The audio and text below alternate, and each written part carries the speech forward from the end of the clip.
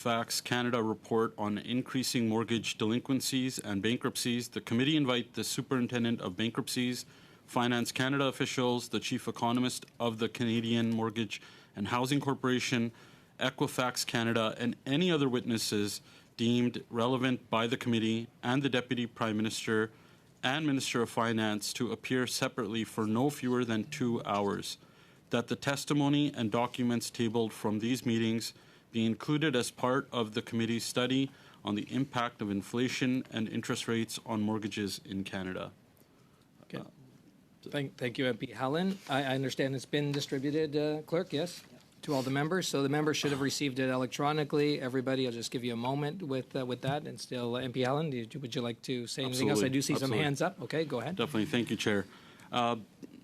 Colleagues, anyone that talks to Canadians today, here's the pain that Canadians are feeling. Canada feels more broken than ever before. The Canadian dream, whether you're an immigrant to this country or you've lived here your whole life, has turned into a nightmare. That Canadian dream includes things like owning a home or owning a business. But after 8 years of failed economic policies by this government and out-of-control deficit spending, it gave Canadians 40-year highs in inflation and the fastest interest rate hike seen in Canadian history, because this government put more debt on Canadians' heads than every single government before them combined. And that made interest rates go up at the fastest rates. And recently, Desjardins also said that Minister Freeland would miss her deficit targets. This means that the debt is only going to grow and the pain is only going to get worse. It was the Governor of the Bank of Canada in this committee that said that the interest rates would have to stay higher for longer. And this is the pain that we're seeing across the country. And on 2 separate occasions, the Governor of the Bank of Canada confirmed that this government's fiscal policy and his monetary policy, basically his try to tame inflation, are rowing in opposite directions. And it's because this government continues to spend money recklessly, and it's making interest rates stay higher for longer. We also know that Canada's GDP per capita is contracting. That means Canadians are getting poorer, and they're not getting ahead, even though they're working harder than ever before. Rising taxes, like the carbon tax scam, have contributed to unaffordability and rising prices. The cost of gas, groceries, and home heating have all gone up and continue to go up because of the carbon tax. And on April the 1st, this Liberal NDP government plans to hike that carbon tax 23%.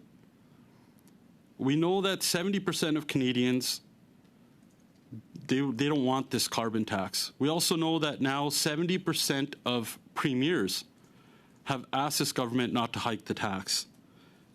One of those premiers is Liberal Premier out of Newfoundland and Labrador.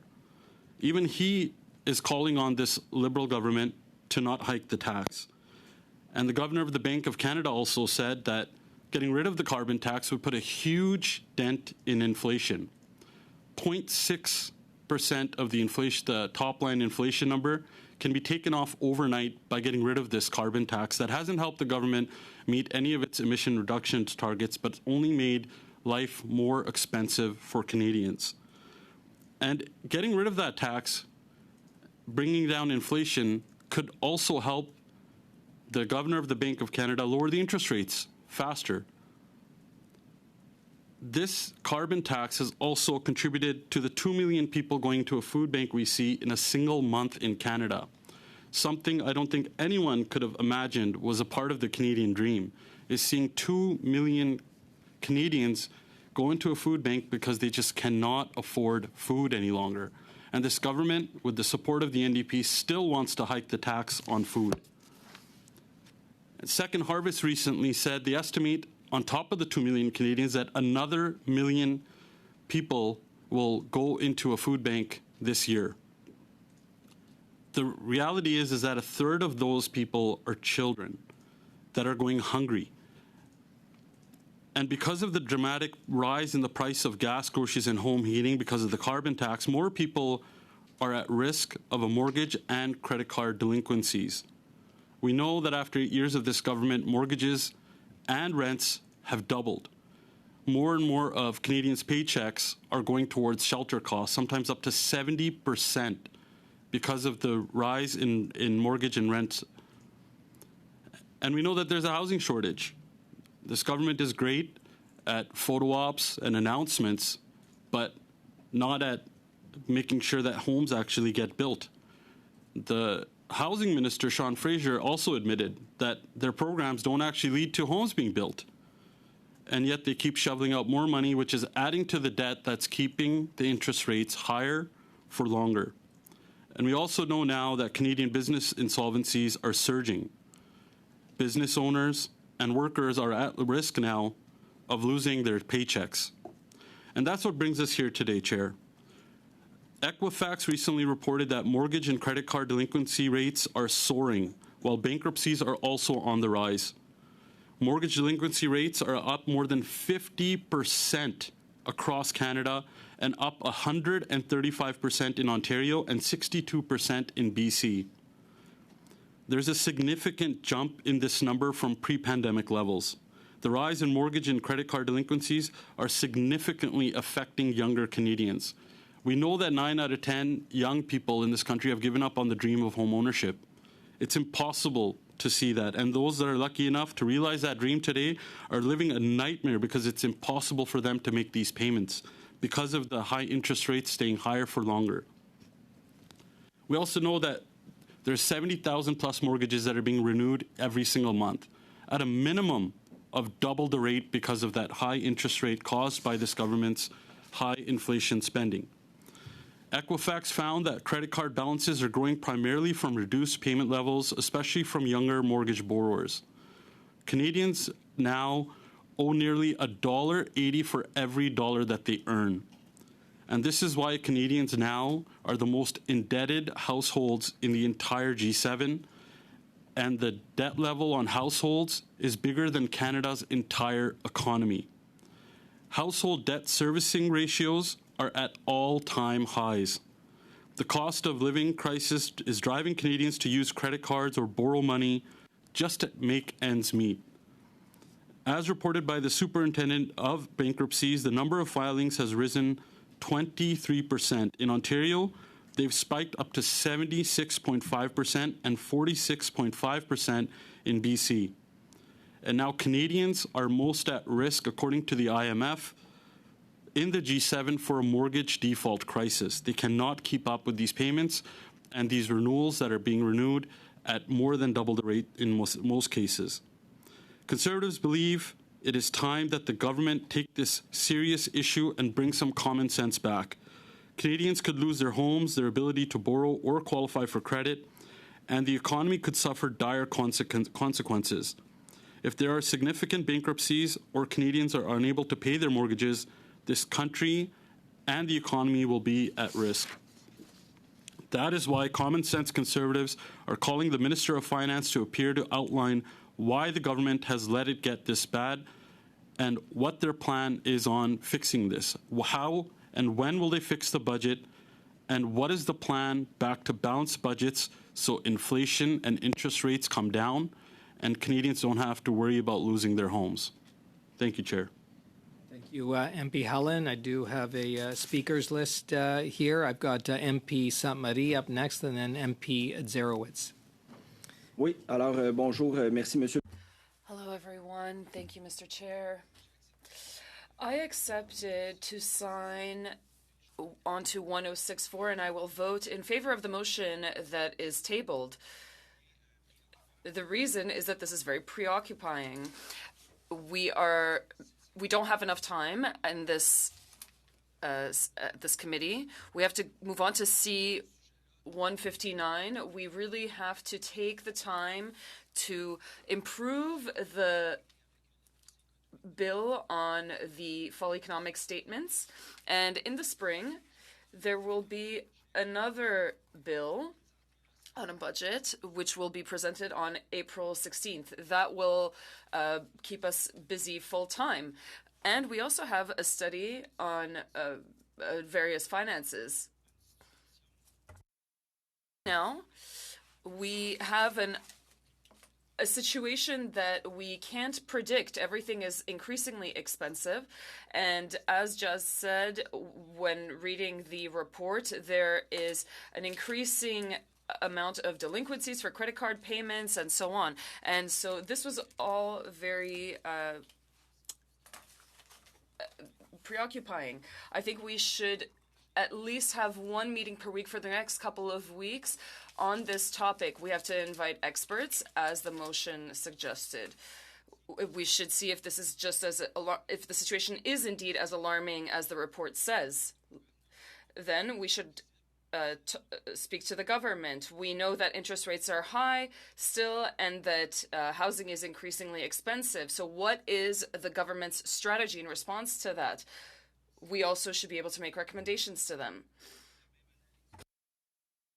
Clearly, I don't have the same analysis as Jazz and the Conservatives with regards to the carbon tax, but the issue being the delinquency rates that are increasing and bankruptcies that are increasing, this is all very concerning and impacts the economy adversely. So to summarize, we have to do our work on C-159 and continue our work on the budget analysis, but we should also continue our study on the impact of inflation on mortgage payments.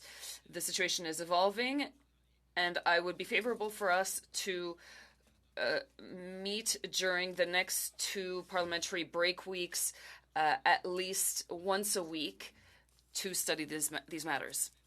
Thank you. Thank you, Mr. Saint-Marie.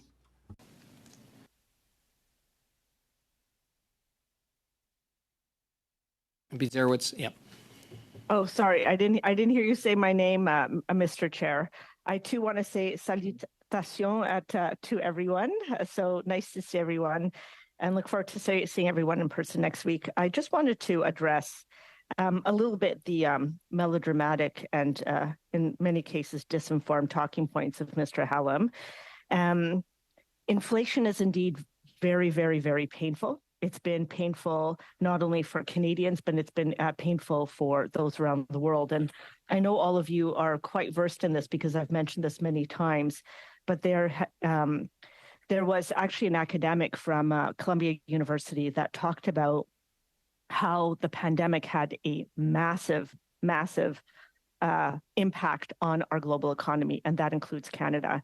And he talks about how when the pandemic first started, 95% of the world's economy suffered a simultaneous contraction.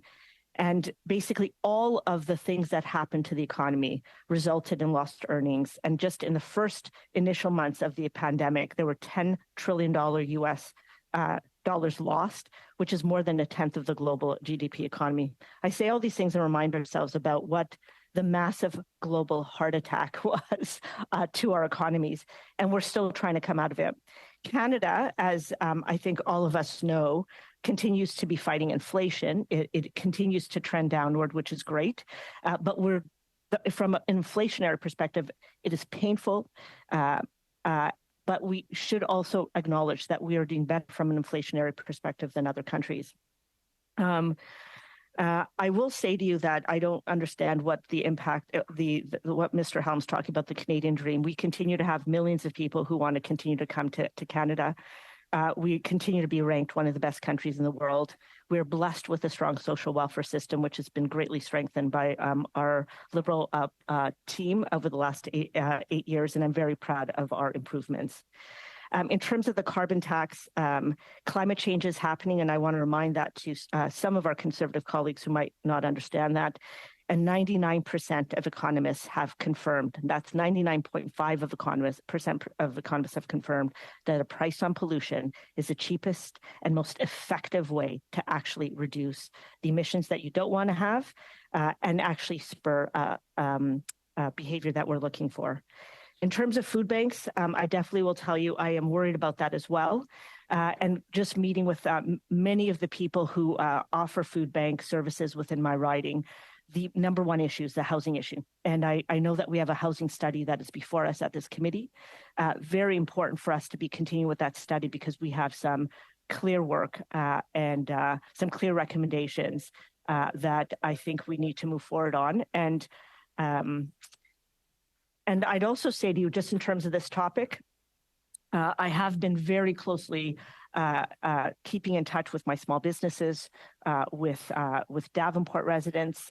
I'm also very much worried or on alert, let's just say, about mortgage delinquencies, about credit card debt, about household debt. I will say to you that we have heard from some of our officials that have come before our committee.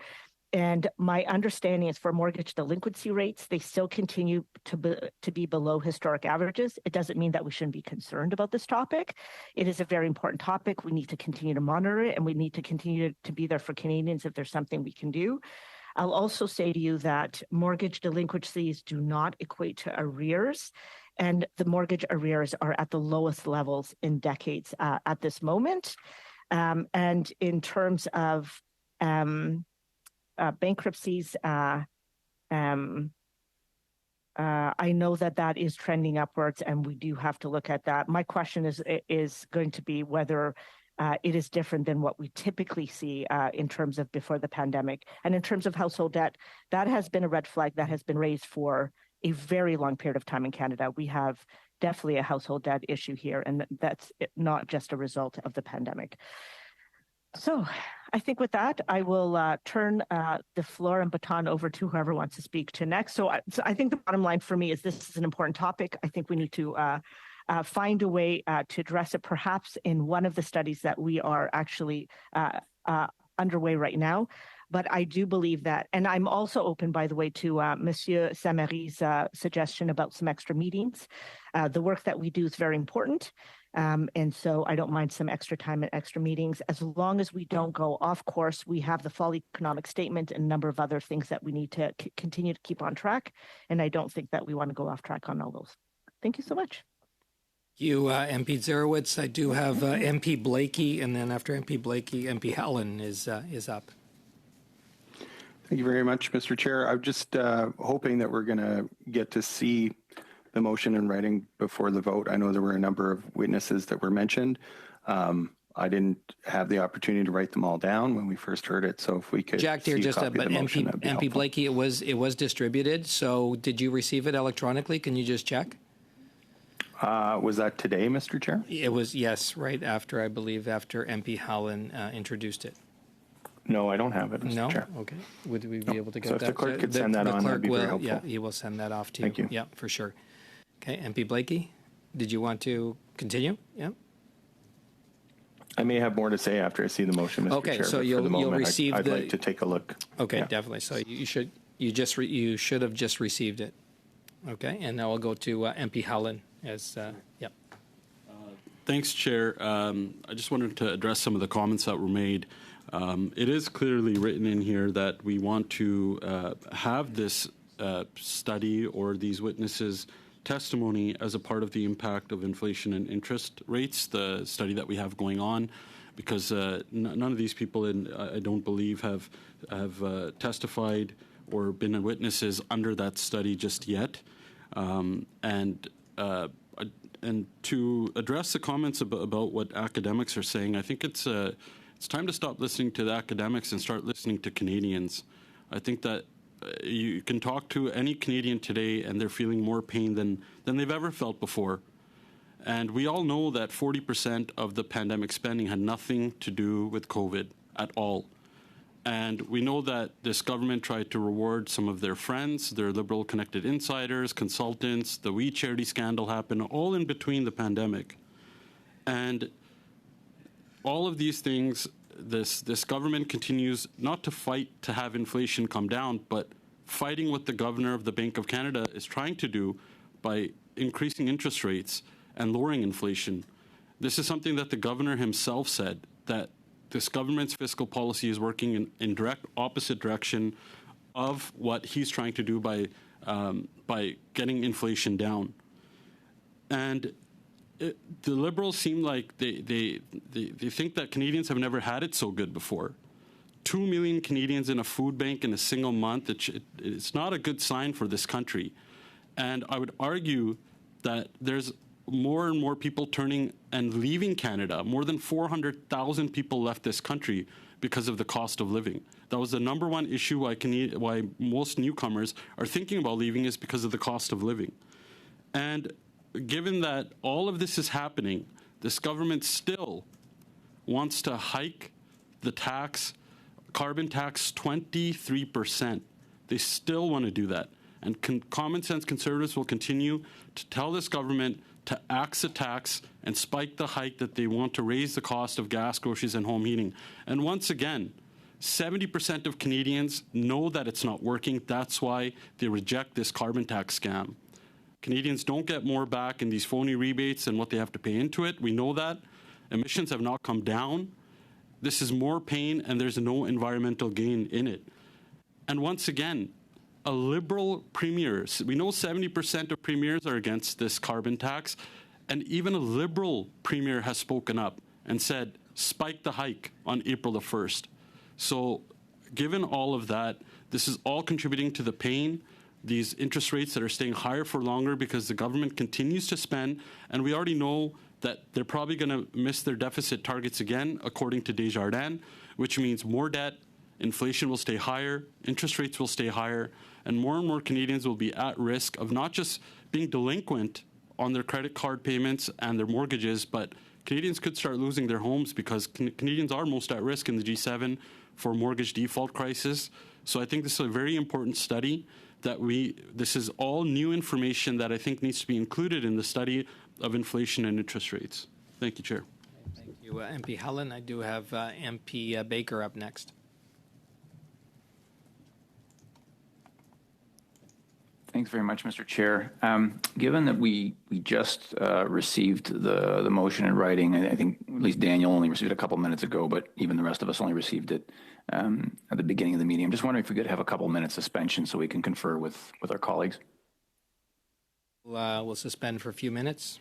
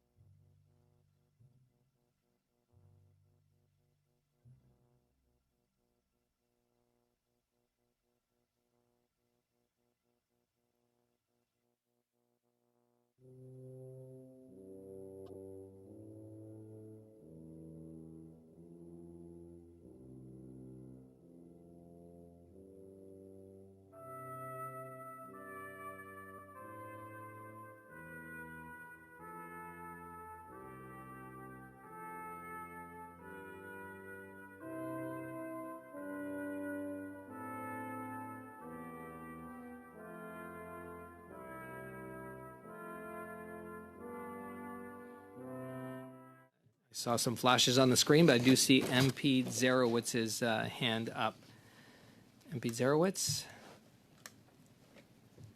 Thank you, Mr. Chair, and I want to thank everyone for that great cause.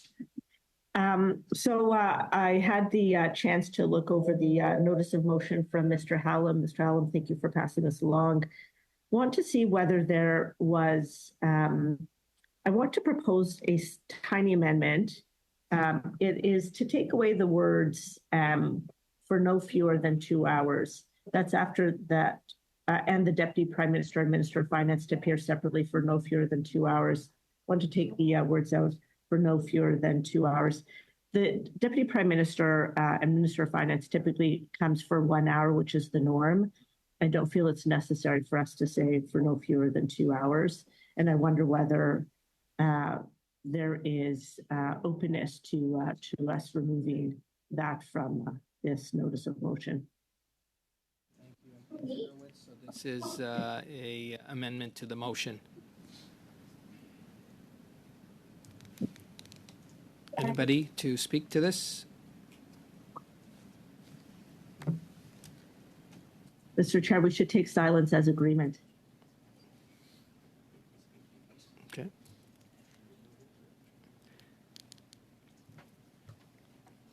So would anybody like to speak to this? So can you just repeat what you had proposed there, MP Zerowitz? I'd be happy to, Mr. Chair. So basically, it would be in the 5th line. Just the words for no fewer than 2 hours is deleted. And so everything else remains the same. So the Deputy Prime Minister and Minister of Finance, in addition to all other witnesses that's listed here, are invited to appear. The Deputy Prime Minister and Minister of Finance to appear separately. It's just we take away the requirement of no, or the words no fewer than 2 hours. The norm, Mr. Chair, as you know, it is 1 hour. And so that is what typically is the expectation of Minister of Finance when he or she comes before the committee. I was just going to, yes.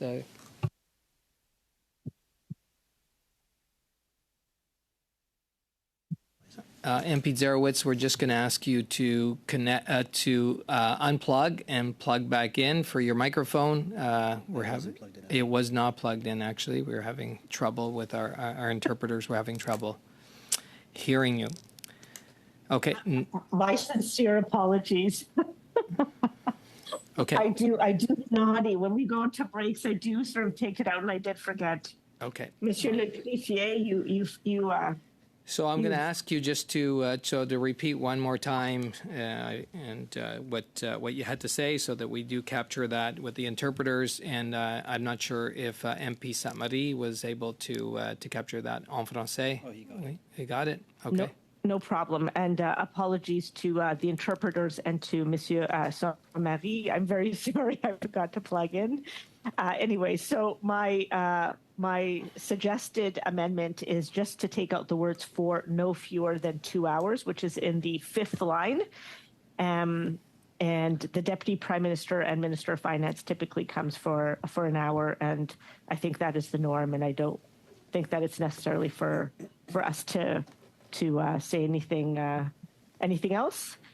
So I don't think it's needed for no fewer than 2 hours. So that is what I'm proposing as an amendment. And I want to see whether that might be a friendly amendment, or if everybody could agree to that amendment. So I do have MP Hallen would like to speak to this. Yeah. Thanks, Chair. I'll just ask for a recorded vote on this amendment, please. Okay, so it'll be, I don't see anybody else, so we'll, MP Blakey. Thank you, Mr. Chair. I was just going to say, I don't know, I not to be dismissive of my colleagues' concerns on either side in respect to the 2 hours, but I mean, we have been inviting the minister for 2 hours or 3 hours, and she does tend to show up for 1 hour. I'm not sure that there's a lot at stake either way in this, if I'm being honest. I think we have a straightforward motion. Folks can like it or not, but I'm not sure that farting around with it is really going to is going to make a big difference either way. So I would just encourage us to maybe try and get to a decision on the main piece so that we can conclude the meeting in a timely fashion instead of belaboring small differences that will have no practical consequence. Okay, anybody else to speak to this? This is on the amendment still.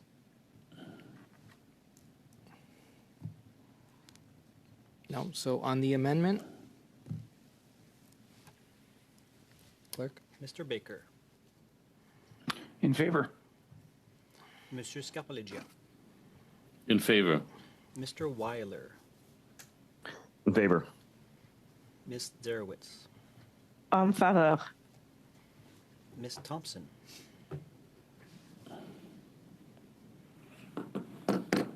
Ms. Thompson. Ms. Thompson, can you hear me? Oh, sorry. No, I didn't hear you. In favor. Mr. Chambers, No, although those of us on Zoom cannot hear the room.